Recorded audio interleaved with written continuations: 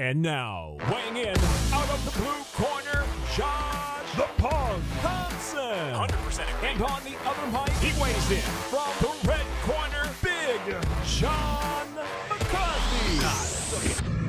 Welcome to everyone to the midweek edition of Weighing In with the Real Punk Josh Thompson, myself, John McCarthy, and on the controls doing the magic, Podcast Dave.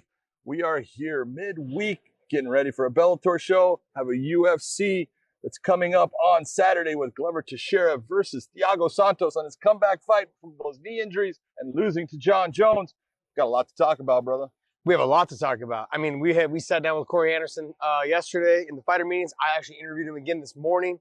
Melvin Manoff, basically on his last two fights of his contract, says he has nothing to lose. He's going to go out there and do what he does. He's going to try to touch his chin before his chin gets touched.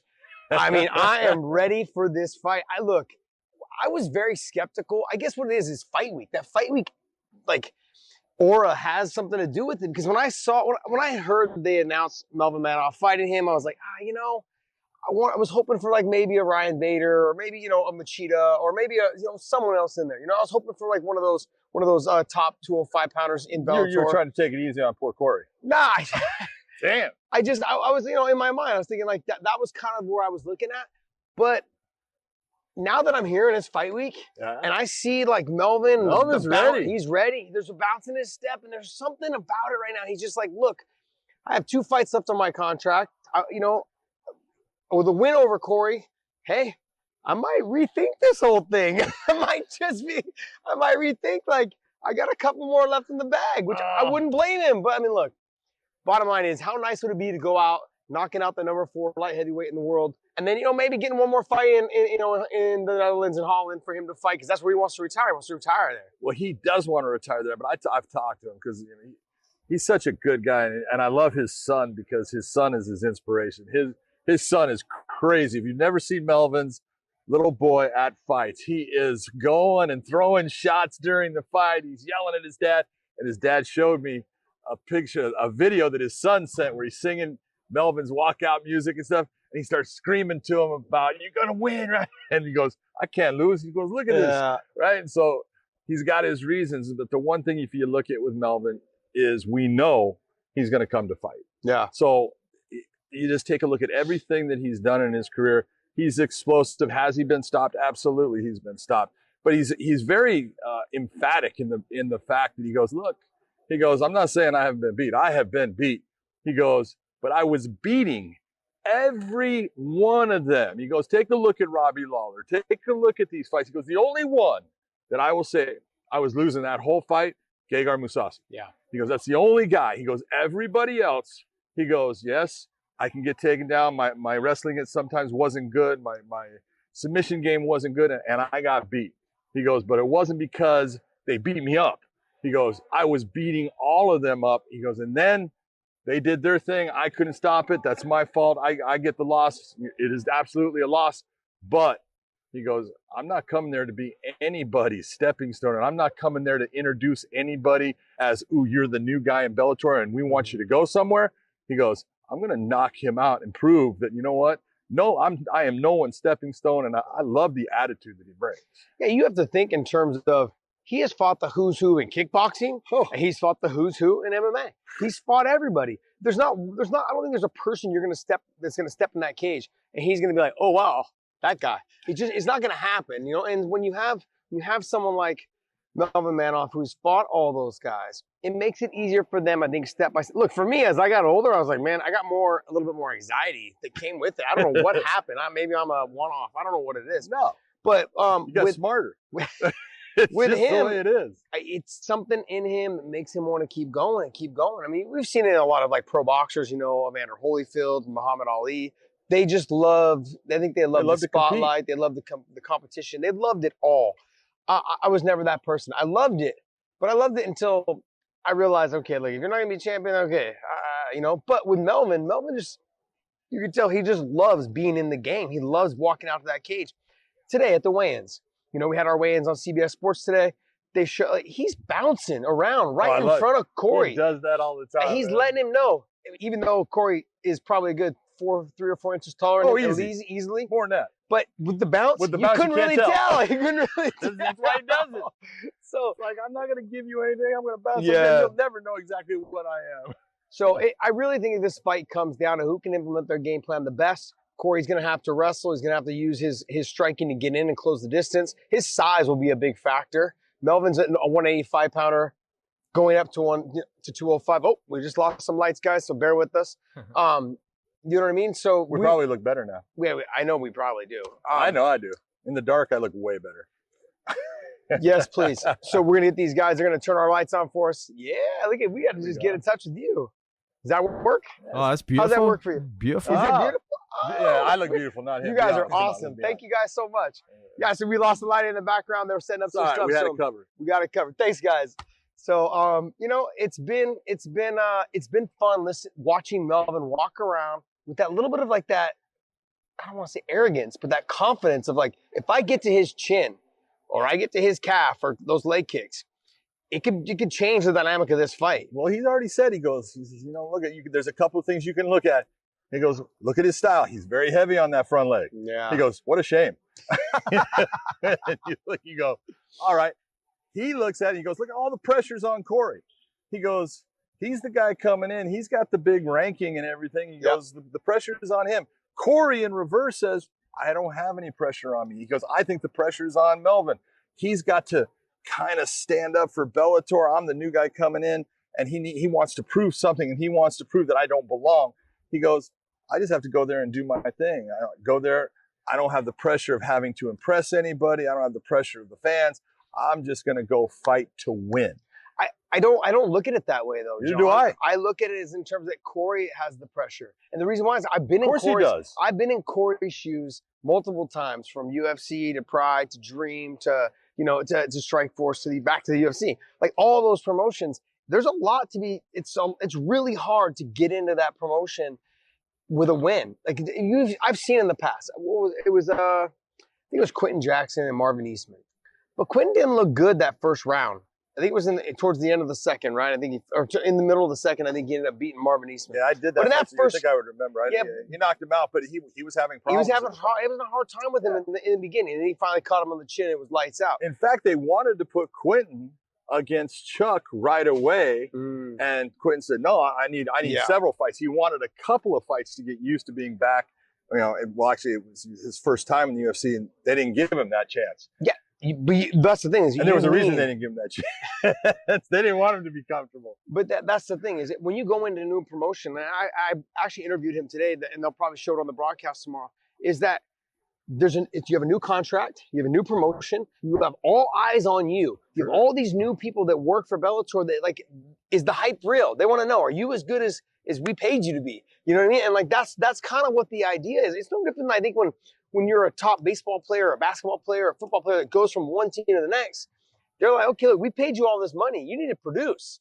And that to me is the pressure. He says no, he doesn't have any pressure. He said he actually feels relieved.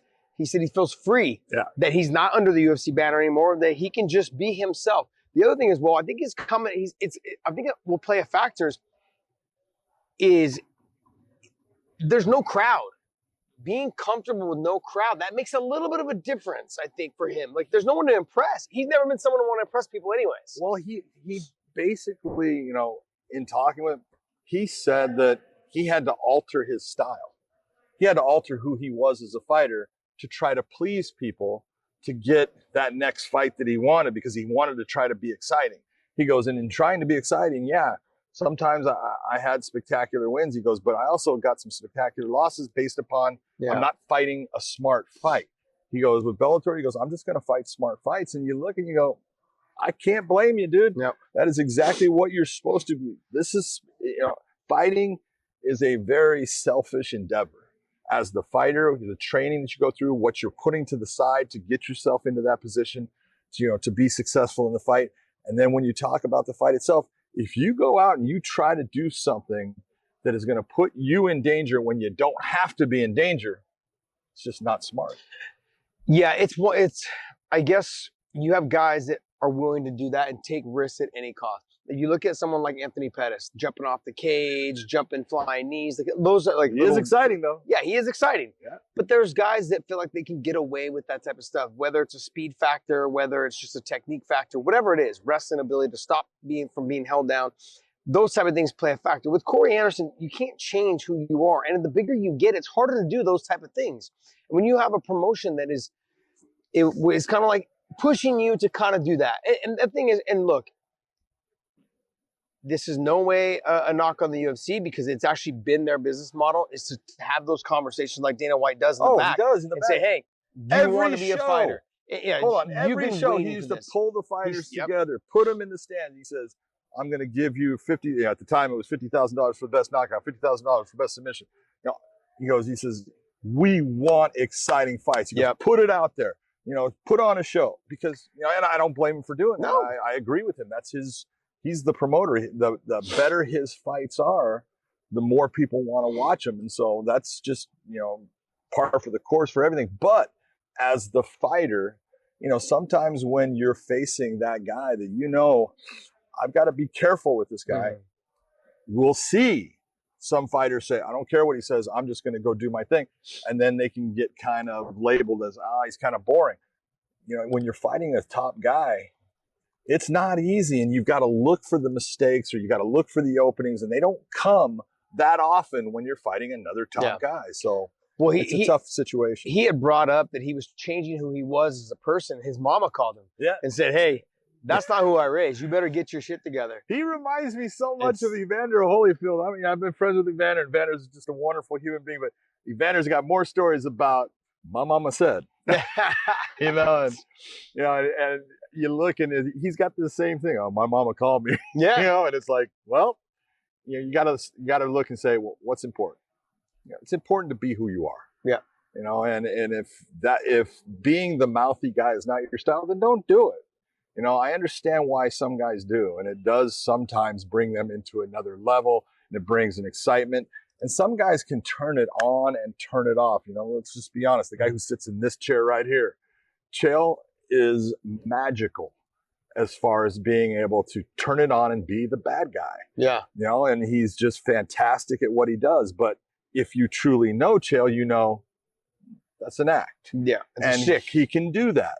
And he can take that guy and separate it where other guys can't. And when someone, you know, Chael gets a lot of people that they say bad things about him and they tell him how, you know, stupid he is, or you say, you know, you're a liar and stuff, you know, and he's smart enough to go, okay, where other guys can't.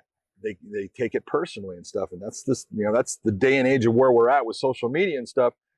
Sometimes you just got to say, I'm just going to be who I really am. Well, I would like to remind people that, and I've said this multiple times on our show, is that winning solves everything. So for Corey, it doesn't matter what happens. You look at someone like John Fitch. Now, John Fitch had some other things, some underlying issues outside with the new contracts that were being signed for your name rights and all these other things, right? So there was some issues there when the UFC was first trying to get all that implemented.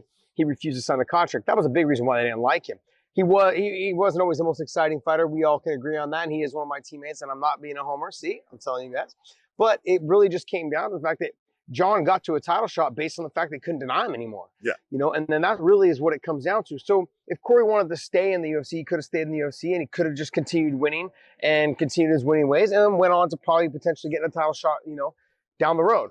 But I think what it is, though, is that you feel the pressure and the stigma of the promotion being over you, standing over you, telling you who you have to be. And nobody wants to live their life that way. Nobody. It's no different than if you have one of those girlfriends that fucking just controls everything you do. You're just thinking to yourself, man. Is that different with a wife? You know what I mean? It's that feeling of, man, I don't want to do this anymore. And I think he finally had enough. And the contract, I mean, he came here and it was just, he asked for his release. He said, look, I'm interested in going somewhere else. And I would like to be released. And that's how it all came about. So look, we've gone on, I think, long enough, you know, about this whole thing. But look, Corey Anderson fights tomorrow night against Melvin Manhoff, who's very dangerous, not to be overlooked. I was one of those people that was kind of like overlooking Melvin. But like I said, the fire in Melvin's eyes all week. And just also, too, understanding that he's got 2 fights left on his contract. He has nothing to lose. He's talked to it. He's talked to us about it, that he's going to let it all hang out. And he's, like you said, Oh, he's a little heavy on that lead leg. That's a shame. That's a pity. That's just a shame. Yeah. So that fight is very interesting to me. And the other thing too is, well, Corey Anderson's a really tall in stature kind of guy, and having to shoot a takedown on a guy that's as short as Melvin Manoff, it's going to be a little, and the speed factor will go to Melvin, at least for the first round and a half. I would say at least for the first round. It will go to Melvin. It depends on how much he wrestles. Melvin has talked about working on his core, and I was looking at him when he was at the weigh-in. I go, damn. Yeah. He is thick through the middle, but it's muscle. You can see it. And so when a guy's got strong hips, heavy core, they're strong, man. And then sometimes, you've got to really be able to change levels and get that guy's hands in places where they don't belong. And it's not going to be easy. And I'm not saying that Corey can't do it. He can definitely do it, but it's he's going to have to work for it. Look, I'm really excited to see Derek Anderson. Not Corey. Derek Anderson. It's Achilles Mota. Yeah, he against Achilles Mota. Achilles Mota's only got one loss, man. 12-1. And he just beat an undefeated fighter in Mandel Nalo, who comes out of TriStar. Good credentials. He just fought, last week? It was a groin shot, but it ended the wrong way. But, I mean, it was one of those fights where you're like, okay, wow. You saw a lot. I saw a lot out of him when he fought Saad Mandel Nalo. Yeah. It looked impressive. And he was undefeated up until he had fought Achilles Mota. Achilles Mota is someone that can take the fight anywhere. He can stand. He can grapple. He is somebody, though, that will allow his back to be put to the fence. Yes. And that is not somewhere you want to be with someone who's as long and as big as Derek Anderson. Derek Anderson he used to fight at 55. He's beat Patricky Pitbull twice. He's got good wins over other guys. He is a phenomenal fighter. Did you see him at the weigh-in? Yeah, he's huge. Holy I did an interview with him right before the weigh-ins. He's enormous. I'm like, Derek, man. And he's got a gold tooth now, by the way. I want to remind you. I was like, what's going on? But he is someone that is extremely exciting to watch fight. And I love watching him fight because I've never had a chance to call his fight, so I'm excited about that. But I just love watching him fight because he's just someone that will get coaxed into that.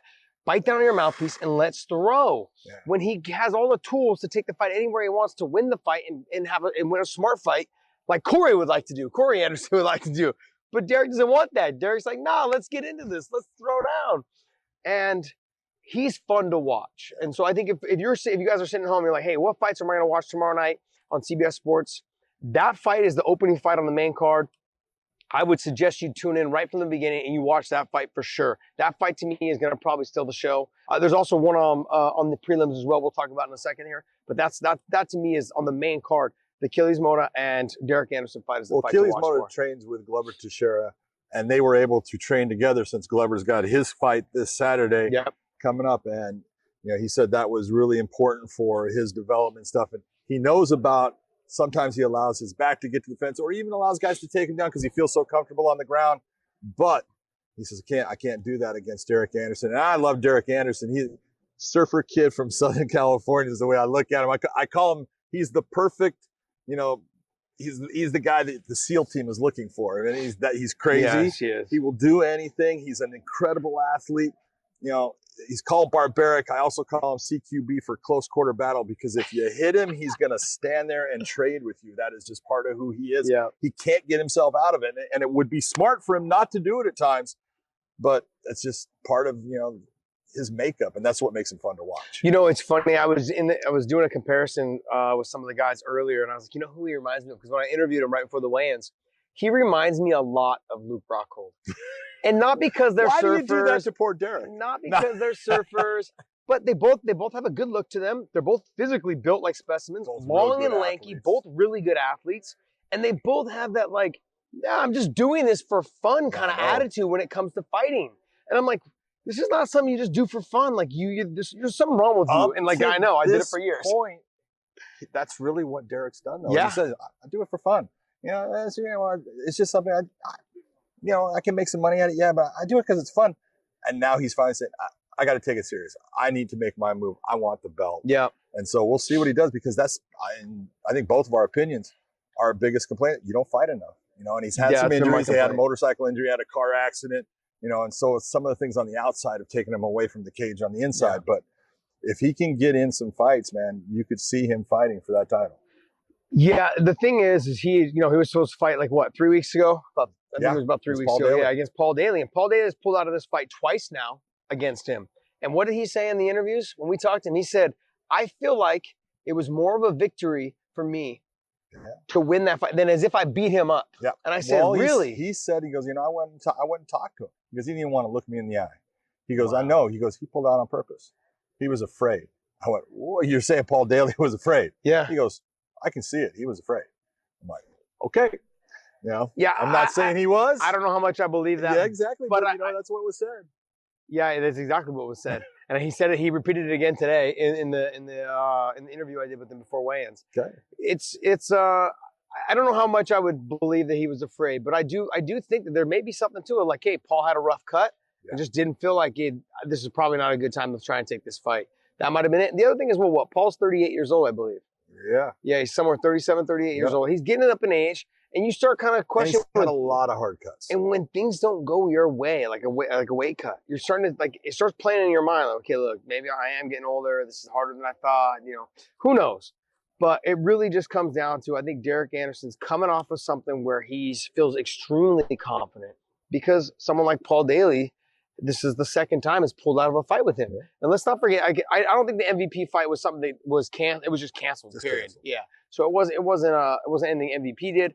But like, he's been scheduled to fight MVP and Paul Daly twice, you know, and both fights have fallen through. Now he's fighting someone in Achilles Moto who doesn't have as big a name. No, not even How close. do you get up for that? That's my thing. Is I'm sitting here thinking to myself, and I talked to him about it. He's like, look, I'm just gonna go out there and do what I do, and that means I'm gonna bite down on my mouthpiece and just try to knock dudes out. And I asked him, I said, you know, Mike Tyson has that old saying, you know, like everyone has a plan, so you get punched in the face. He's like, I said, so what's your plan? He's like, we'll find out after I get punched in the face. It's one of those things, you know, that I think about. It's like he probably has a plan. Yeah. I don't, but as soon as he gets hit, it all goes out. Enough about Derek Anderson. Let's talk about the prelim fight that we think is probably going to be maybe the fight of the night.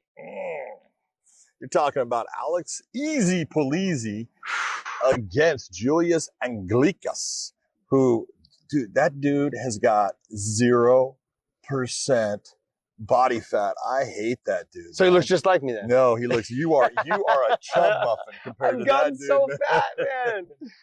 I mean, it's like. It's embarrassing. I get out of the shower now and I walk past the mirror and I'm just like, man, you used to be an athlete. What happened to you? I'm just so embarrassed. I just think to myself. I look at Julius and dude, he just turns with his shirt out and his back goes. Yeah. I went, oh, that's just uncalled for. Checking out guys these days. Oh, dude, it does, man. I swear to God, I'm like, holy shit, he's got 0 body fat. I can remember back when I first met Matt Hughes. And Monty Cox had told me about him, and then he takes the shirt off and he's rolling. And his skin looked like fucking paper over his muscle because you could just see all the muscle move, right? And it was like, Jesus Christ, man, what the fuck are you doing? Yeah. And this guy is exactly the same way. He's 8-1. He is good. He came out, you know, in his only Bellator fight, he fought Jordan Young, who was, I believe, either 10-0 or 11-0 at the time. And he smoked Jordan in that fight. It was, you know, throughout every round, won every round, couldn't put Jordan away, had him in a lot of bad positions. But you look, you go, man, he's good. And then we look at Alex Polizzi, who had come in, Bellator, only one fight here. He fought the ex-champion in Rafael Cavallo, and he just smoked him in that fight. He made it look easy. That was the only fight he's ever had that has gone the distance. So that was the first time he went to a judge's decision. Easily won it, but now these two guys matching up, and it's in the prelims. You're looking, you go, man, that is a great fight. Yeah, it should be good. Yeah, it's one of those fights where when I started looking at it on paper, I'm like, hey, what fights on the prelims can we maybe bump up to the main card if, you know, we end up light on, you know, for TV? And that was the first fight that I looked at. I was like, that's the fight. Yeah. I mean, both of them they both look like specimens. They're both super talented, very explosive, and they both like to just keep it on the feet and let's get after it, man. And so I'm excited to see, like, how that's all going to play out, and if we're going to end up bumping that fight up, because that would be a good fight to have on TV. Yeah, it would. You know, Polizzi's got that wrestling background. He's a good wrestler. He's just crazy enough to say, I like to stand up and bang. But against Anglickas, you might see him say, this guy hits pretty hard. I'm going to try to get this down. Let's fight smart. It should be fun. It should be fun to watch. What else for you on this card? You know what? The other fight on the card that I look at, Austin Vanderford is fighting against Vinicius de Jesus. And Vinicius, we've had here before. He's won. You're talking about a guy with a capoeira background, also a black belt in Brazilian Jiu-Jitsu. He has been training since he's a kid because his dad's a black belt in Brazilian Jiu-Jitsu. He's been doing, the martial arts since the age of 6. And you watch him, if you go back and you watch some tape on him, man, he's got some spectacular kicks and stuff. I don't know if he'll break them out. I asked him, are you going to break out something? He goes, got to. But against Vanderford, it's not going to be easy because Austin, a lot of people look at him and they don't give him the credit that he deserves. The guy is still undefeated. His wrestling is fantastic. And the main part that I like about his wrestling is he does not give up on it. He's very Khabib Nurmagomedov-like in that if it doesn't work the first time, I don't just give in. I go after the second, I go after the third till I finally make it happen. And when he's on top, he is devastating. He's got heavy freaking hips. He's got big elbows he throws hard shots.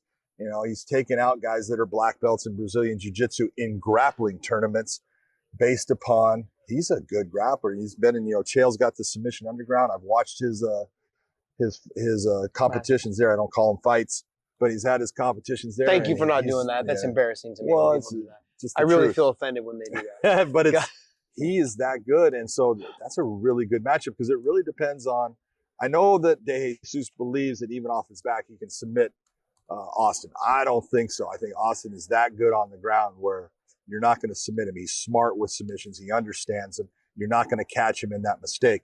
So it's a matter of, then you got to get back to your feet. If you're not going to catch him in the submission, I either have to reverse the position. That's not going to be easy. So getting back to my feet so I can try to beat him in the stand-up is where my game plan should be. And we'll see if De Jesus has that. Well, both guys normally fight at 170. Austin's been up at 185 now for what, 2 fights now? Yep. 2 fights now. I think it's the right weight class for him. I think it is the right weight class. The hardest part for him is he'll have some issues when he gets up into those top echelon of guys. Good. So once he gets, up to those guys, he may have start having some issues. I think at 170, he would still have some issues though. Fighting guys like Douglas Lima would be a hard fight for him. We saw Douglas Lima last week against Gegard Mousasi. Just the size of him is just. It's just like, what the hell, But look, Austin is like you were saying. I think you were talking to him yesterday. He's a purple belt, but he establishes himself as if he's like a good brown belt or even potentially a low level black belt, And he's got good positioning mixed in with his wrestling and his control. He is no slouch on the ground, and his physical strength. His physical. Chael's talked about his strength a lot. Chael's talked about his strength a lot, about how physically strong he is and how good of control he has against all guys. Doesn't matter if you're a small guy or a big guy. He can control the position almost anywhere it goes. And that's been one of his benefits. The one thing I am a little bit concerned about is that this is his first fight with the American Top Team. It's always hard to go from what you're used to doing to a new camp and how they change things up. And sometimes those type of camps give you a little bit more freedom to do what you want because it's the first time they're working with you and you sometimes dick around. You're like, oh, I can do it on my own, or I can, no. And so those are sometimes like the kinks got to get worked out in that first camp. I think what's lucky for him though is he was supposed to fight 3 weeks ago? Yeah, 3 weeks ago. And then he ended up getting COVID. He got COVID. He got COVID. For a second time. Yeah, first. And his wife was so happy. Oh, dude. And so all of this comes about where he's actually been in a full camp for the last 10 weeks. Then he took a little break because of COVID, obviously, but then he jumped right back into finishing up where he was. He's like, I just felt like I never got out of shape. Actually, the rest from my body was good. And so now he's ready to fight. He's ready to get back in there. And I think the two of them, the factor is that Austin Vanderford at 185 is normally the smaller, faster guy. Yeah. But he will not be faster in this fight. De Jesus and him will be about the same size, and they'll probably be about the same speed. Yep. And you're basically seeing two guys that didn't want to cut weight fight at 185. Yeah. And that will make for a great fight. It should. And John, you've said this a bunch of times, and as much as I don't like to say that you're come on, baby, you're not right. But I'm saying I'll allow you on my team. It will be fun to see two guys at their natural weight fight and to see what kind of performance we'll get out of them. Because you're not having to cut a ton of weight. It's an easy cut. They're healthy. You're getting the best. When they get in the cage, they're going to have energy. They've been training. The thing you talked about with ATT, the one difference I'll give you, he's been able to train with outstanding people, both coaching-wise, and he talked about, man, I didn't realize how good Molal was and how smart he was, and we talk about it all the time. He's a nerd. Fight nerd, but man, because that's all he does. He's watching tape and things all the time. He goes, man, he just pointed out little things that really made big differences. And so he's got that going for him. Then he's also got the fact that the guys he's been working out with, Johnny Eblin just had a fight. He was training for it. He's got Yaroslav Amosov, who's now like his best friend there. And, all of them, everybody at ATT says, stand by. They go, that dude is for real. Yeah. And we've talked about him. He's 24-0. Man, he is good, and he's good everywhere. Well, now that Khabib's retired, he's got the best record of all of the whole sport of MMA. Well, yeah, not yet until Khabib's really retired. Yeah, and goes on is the way I look at it. But I mean, he's kind of announced his retirement. Well, he did. We'll see. That's fine. That's great. I'm happy for him. But with Vanderford said, being able to work out with him and getting little things from him is making a big difference in my stand-up game too. So, those are the things that's how you make that next step, get to that next level. And I think Austin's doing the right things with it. Good stuff. All right, well, let's talk about Glover Teixeira and Santos. I love Glover, man. I've known Glover for, here it comes. John's years, about man. to say. John's about to say, but. Let's hear it. But, John, but. Well, if you're looking at it right now, there's going to be a tremendous difference in speed. And we talk about it all the time. Speed kills. And we kind of saw. A little bit like crack. Well, I think we kind of saw a little bit of it with Anthony Smith when he fought Glover. Yeah. There was a difference in speed there, but Glover survived it and started to, land heavy shots, which Glover's got heavy hands. He's got really good wrestling. He's got an unbelievable top game from jiu-jitsu. But the real question is, can he get the fight to the ground? Because I'm telling you right now, if Glover Teixeira can get in the top position on the ground against Thiago, he's going to win that fight. Unless the time runs out because he only gets him down with 10 seconds to go or something like that. But if he gets him on the ground with time, stand by, Glover Teixeira is going to win that fight. Now, the problem is getting Thiago to the ground there because he's gotten so much better with his wrestling defense. He is fast and he is powerful. There's been multiple times that I've watched Thiago knock people out. Again, I talked about it before. He knocked out Steve Boser with a head kick it's very reminiscent in the knockout power and what occurred when Masvidal knocked out Ben Askren, and you saw him posturing, stiff, exact same thing. And, watching the fight that Thiago had against John Jones with bad knees in the middle of the fight, he still kept fighting. So I give him real credit for where his, mindset is. He doesn't quit on the feet. It's going to take a long time for Glover to be able to do anything, and he needs to be very careful about getting himself with his back on the cage and Thiago being able to control the distance so he can actually have that length to make that power happen and not crush his power. I think Glover needs to crush that space. He needs to make this as much of a boxing or dirty boxing fight as possible. The question is, does he get hurt getting into that space? At 40 years of age, Glover's right near the end of this. Let's be honest. It's not that he's at the end of his career, but he's fighting for the championship. He's fighting just top level guys. So, how much longer is that, there for you? Because speed is a difference. Your ability to take shots is a difference. There's all kinds of things that have happened. So it's going to be an interesting thing. Yeah, So, sorry guys, we're just walking through some stuff. So we were talking. Glover, like you said, needs to crush that space. And when Glover crushes that space, there's going to be a lot that goes on between him and Santos. Whereas Smith is someone who likes to fight at range, likes to use that push kick, likes to go ahead and fight long punches. I don't know if he's going to be able to do that. If Santos can be able to do that with him. Santos, he throws a lot of kicks, throws a lot of heavy shots, and Glover just needs to get inside that pocket. If he's able to do that, I think that goes right into what we're talking about when it comes to the betting odds. When I think in terms of betting odds, and I think of as far as with mybookie.ag, we go right into that. Is it Glover is the underdog? Yeah. But I don't look at him as being that big of an underdog. What is he at, minus 240? He's plus two. He's plus. I think he's like plus 220 right plus now. 220. I think Thiago's minus 240. So if we're gonna go right into that, my thought is that if Glover gets this fight to the ground, he wins. If Glover doesn't get this fight to the ground, he loses. And that's kind of how when you look at that, especially if you're betting, I'll always take the dog that has the chance of winning the fight. Now, it doesn't mean that I think that he's the favorite in winning the fight. I don't. If I was saying, oh, it's even, I'll go one way. But when you have the odds that give you a guy and you go, oh, look, if I was going to bet, I would bet on him. Now, it doesn't mean he's going to win, but with what you're putting out and everything, it's probably the smart bet. This really is a story of, it kind of reminds me of like the beginning parts of UFC. You have stand-up versus striker. I mean, sorry, stand-up versus striker. Stand-up versus grappling. Stand-up versus striker. Yeah. Hi, you got jokes now, huh? And they say old people don't have a sense of humor. Yeah, I just look at it as in terms of like Glover needs to, and he showed it against Anthony Smith, he needs to crush the space, push him to the fence. Once this fight hits the ground, I wonder if he can get Santos out of there in the first round. Tight submissions. His side choke is the best in the game, I believe. He's so phenomenal on top. Freaking heavy. We saw with Anthony Smith, once he gets on top of you, he's got heavy hips. It's hard to move from underneath him. Santos is a little bit different than Anthony Smith in terms of he will explode up off the bottom, trying to get back to his feet. But there's a lot of wasted energy there if he doesn't get up. I always look at, I look back and I look at fights that are comparable that either guy has had. And you can take a look, and there's two that I really look at if you're looking towards Glover Teixeira to win the fight. First is Glover against OSP. Mm-hmm.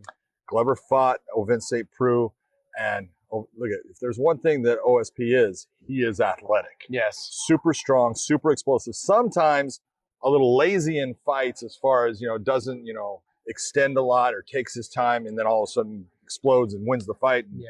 He's incredible as far as that, but very athletic and very explosive. And there came a point where Glover was on top of OSP, and OSP was doing everything he could to explode and get himself. And every time he tried, he got in a worse position. Yeah. Until Glover was mounted on him and everything. And you look and you go, Glover's not the guy that you want on top of you. He's got that ability in the top game. And the other way I look at it is one of the, I guess, worst fights for Thiago goes back to UFC 200.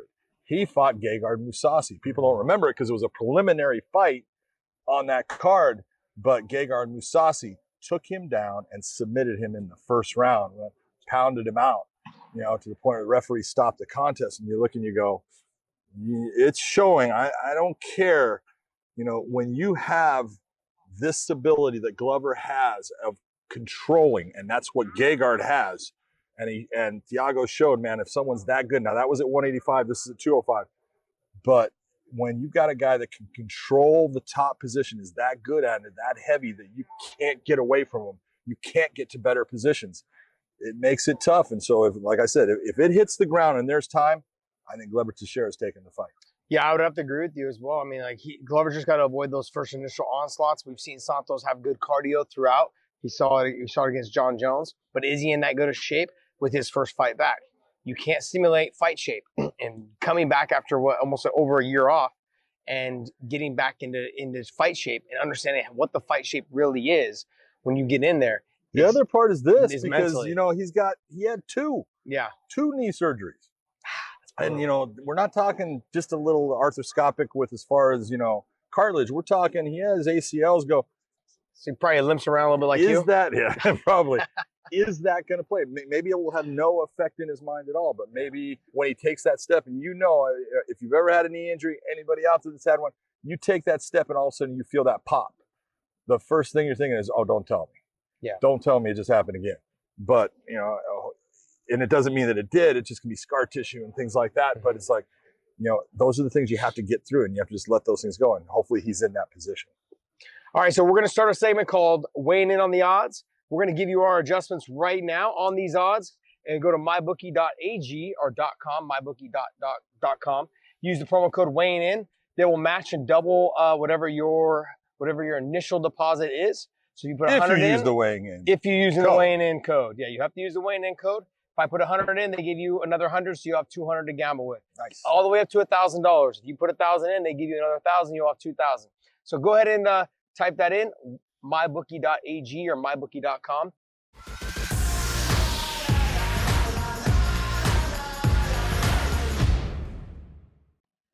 He is plus 220, you said. Glover is. Yeah. That is a fight to me, like we just said, that it really comes down to if Glover can get the takedown, which I think he can, he will win. He's actually currently plus 205 on mybookie.ag. Okay. So when we looked it up before we started, so people now are seeing. People are already smart and they're already betting on it. Yeah, they're already betting on them. We started this an hour ago. We started this show, and within an hour, it's dropped from 220 to 205. So to me, I feel like that if you are going to take a bet with a fight, it really comes down to whether Glover can get him down. If Glover gets him down, I think Glover wins the fight. Yeah, there's no doubt about it. I mean, if he doesn't, he's going to lose the fight. So, not saying that you can't lose it if you take Glover, because if Thiago can keep this thing on the feet, yeah, I think it's his fight. But one thing that Glover doesn't lack is fight IQ. He is one of the smartest fighters, I think, in the game.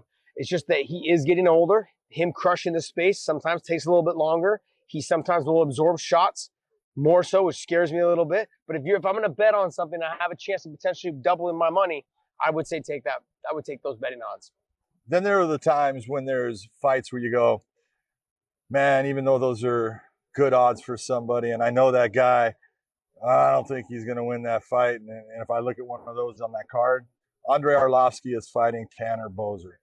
And Tanner is on a tear right now. He's been hurting everyone with his hands. I love Andre. He is just a great guy, but he is near the end of his career. He's taken a lot of damage in his career. And if Tanner touches him, I think he's going to be hurt. And I believe Tanner is somewhere, Dave, you can look this up for me, but I think he's somewhere right now at minus 225 or so. I might actually put 225 down to get 100. He's minus 280. And Andre's plus 220. Dang, 280. Yeah, you got to put down 280 to get 100, but I still think, you know what, you want to play the safe bet? I think I'd put the 280 down to get the 100. I don't bet like that. I don't bet like that. I'm balls deep, baby. It's all in or nothing. Yeah, woo. No, what other fights are on that card? You want the big payout. I do want the big payout. I always want the big payout. What's the point of doing? Not even worth it. What other fights are on that card? Do you know, Dave? Do you know? So we've got Raoni Barcelos versus Khalid Taha. Ian Hainish versus Brendan Allen. Hainish against Brendan Allen. Yeah, that's a good fight. That's got to be close to even. What is that?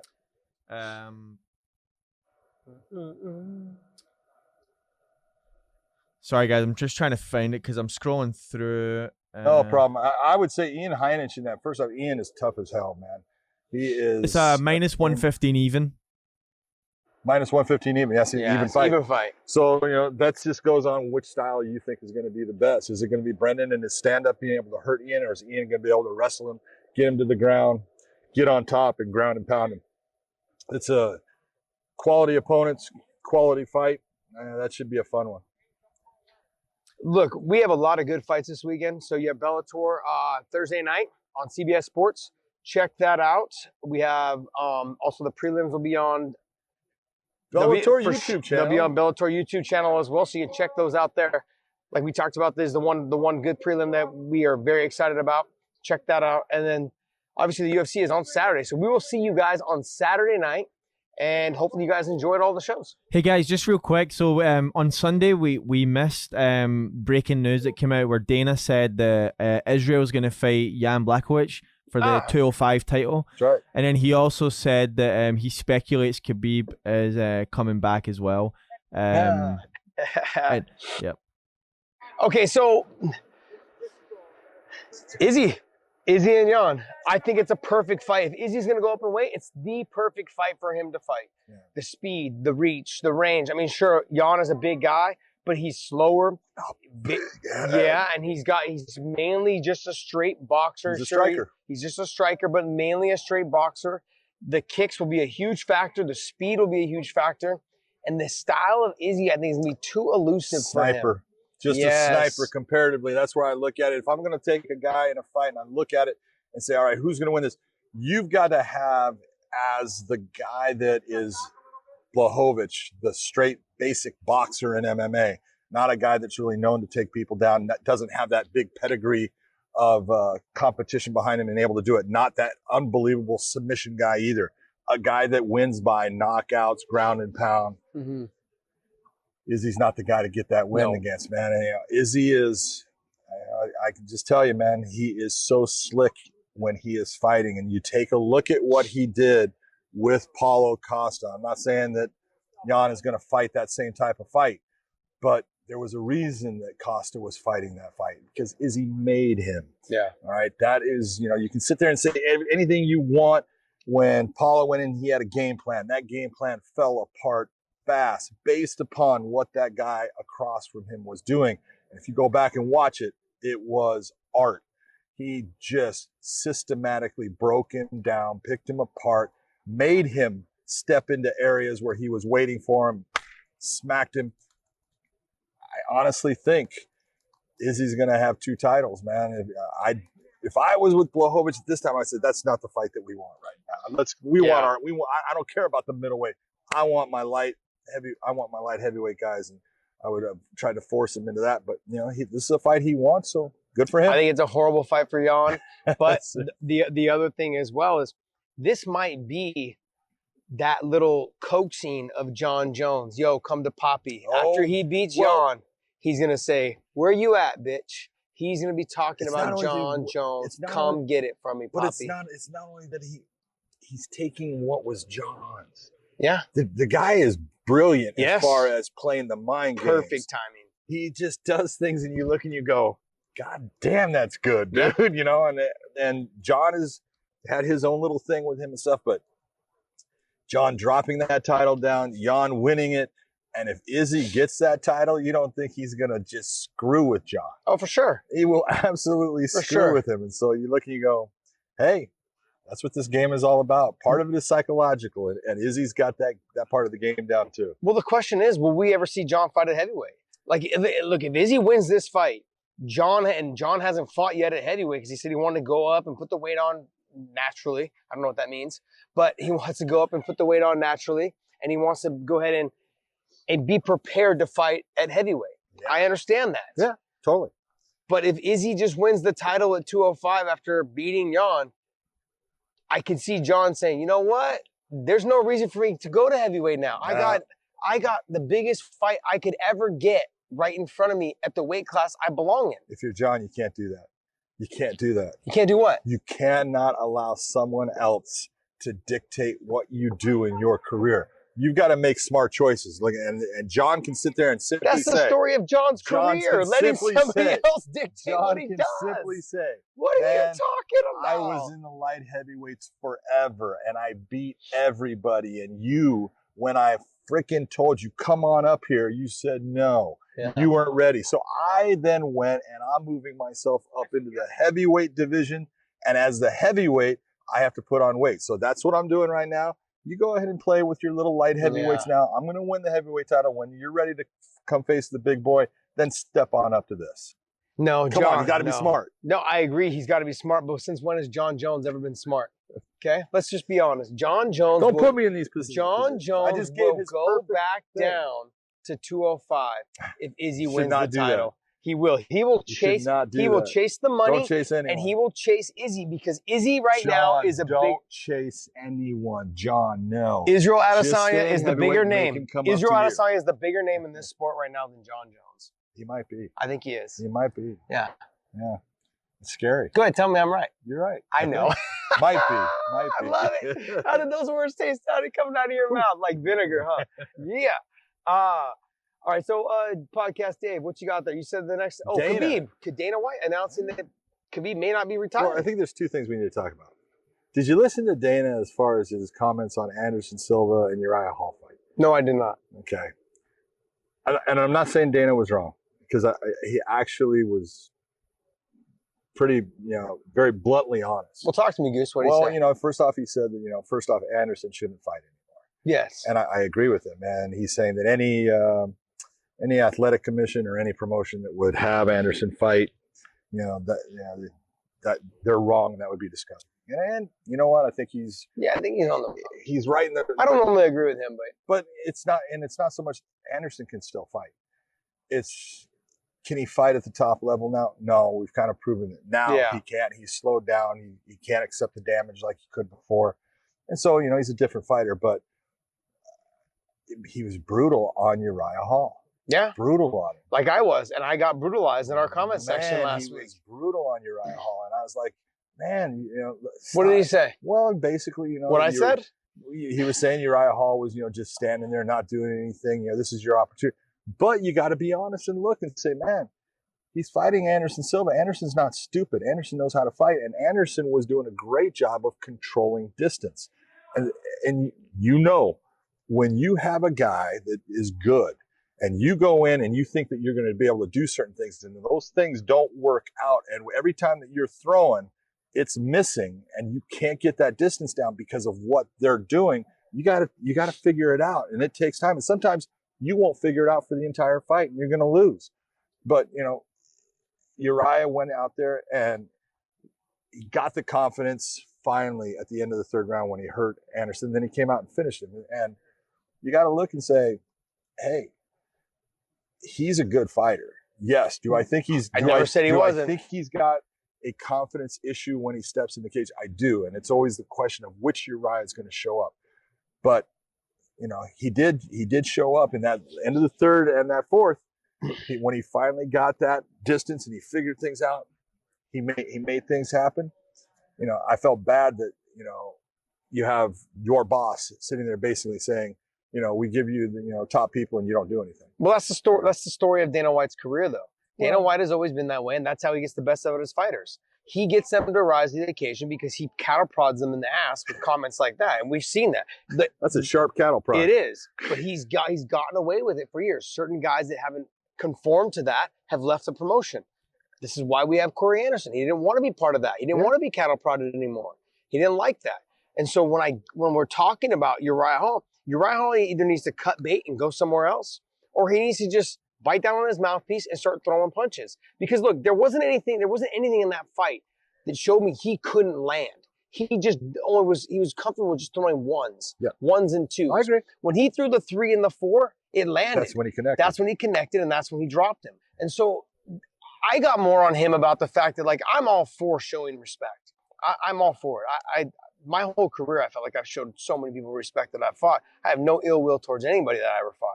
Same thing, I forget the same feeling with Uriah Hall. You had a lot of ill will against officials, though. Yes, you guys, because you guys sometimes are in the bad positions.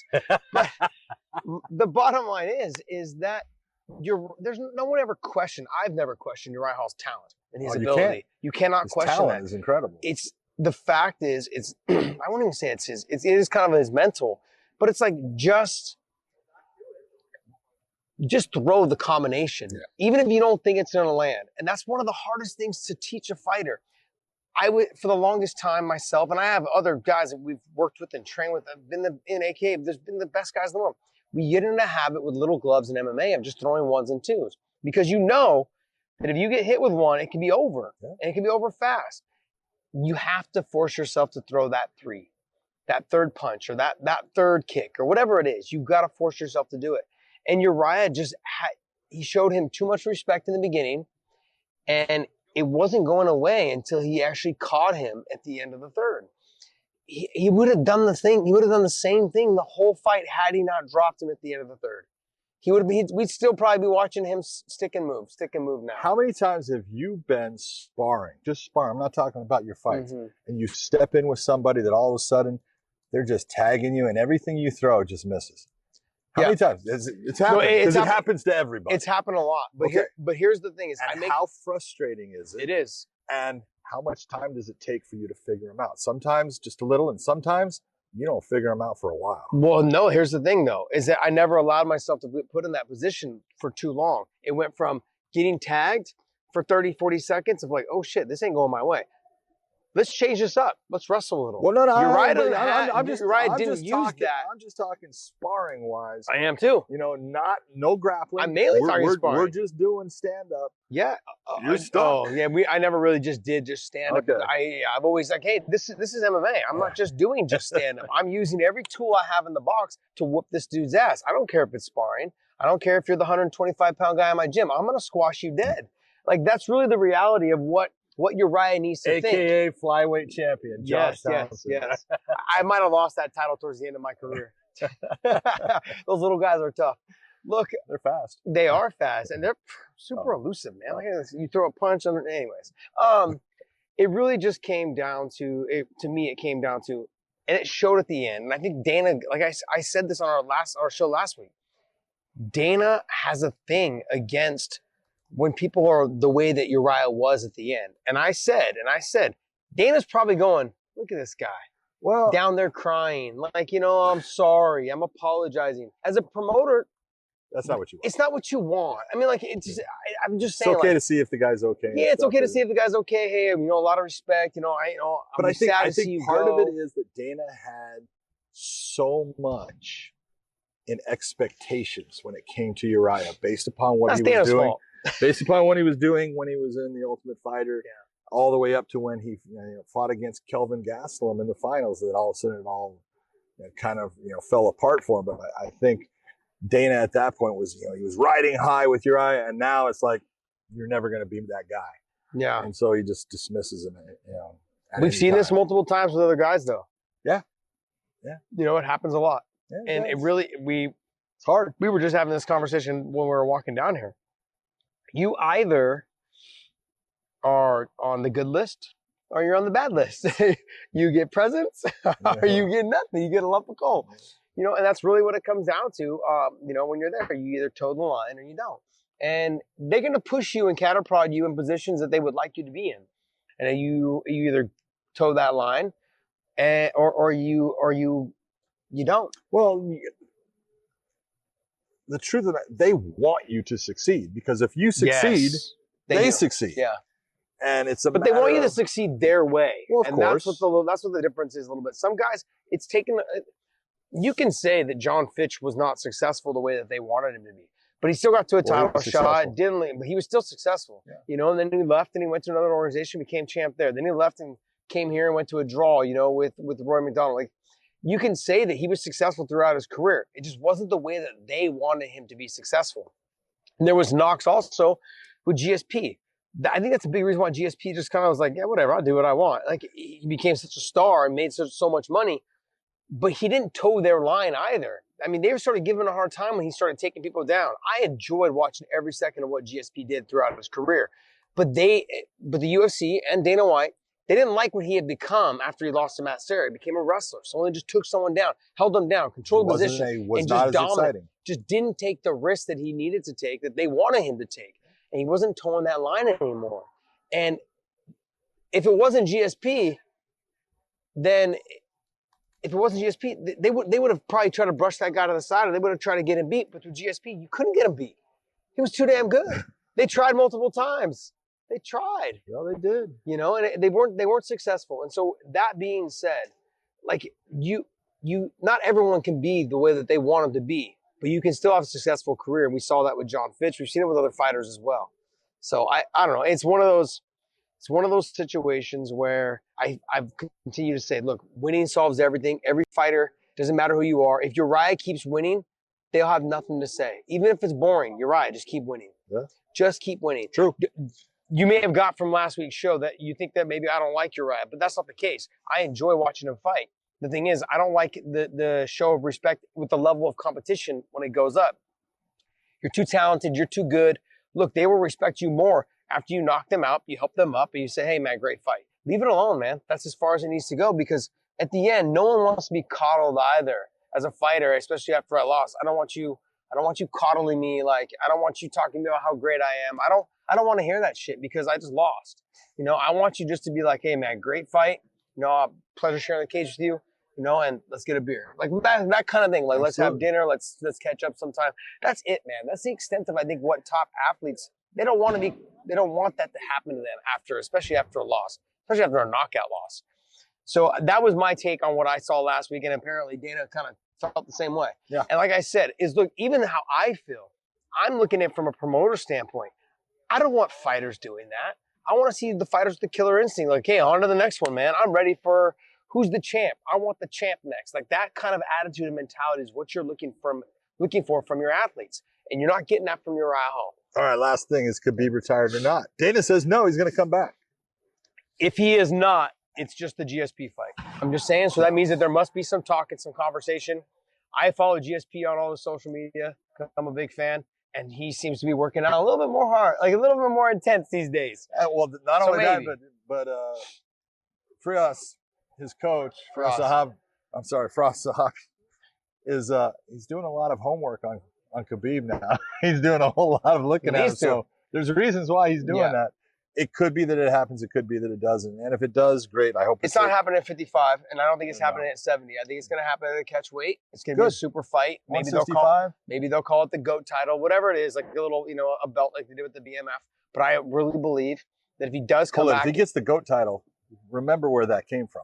That GOAT belt. yeah, thank you. Weighing in podcast. Thank you very much. Yeah. Okay.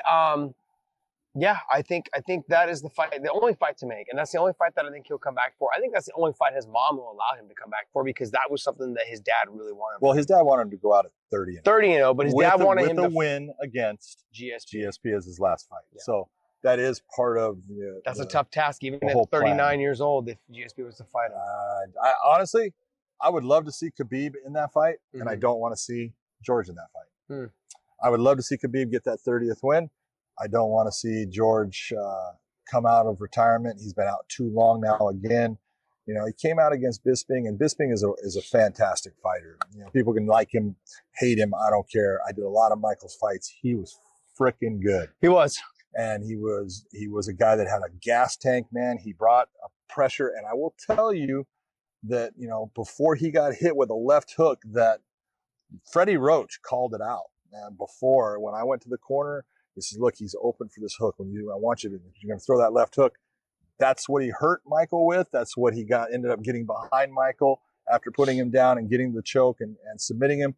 But Michael was coming on, and George was starting Slow to down. fade because of strength, weight, everything. And I think partially that layoff, there's a difference. You talk about fight speed and what it's like to fight that fight pressure.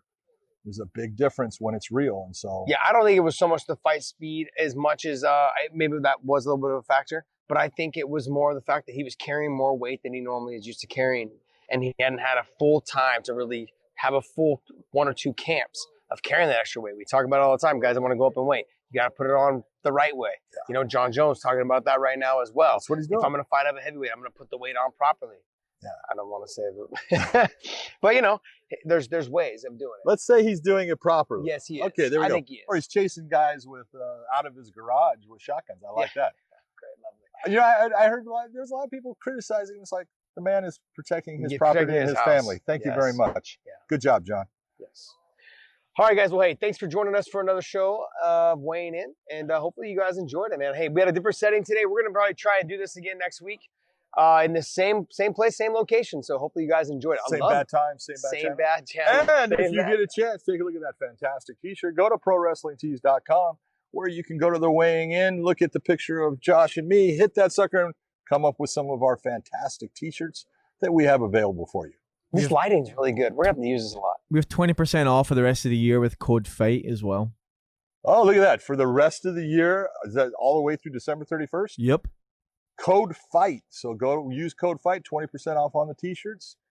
You'll look fantastic wearing it for Christmas. John only has one last thing to say to you guys. That would be, see ya.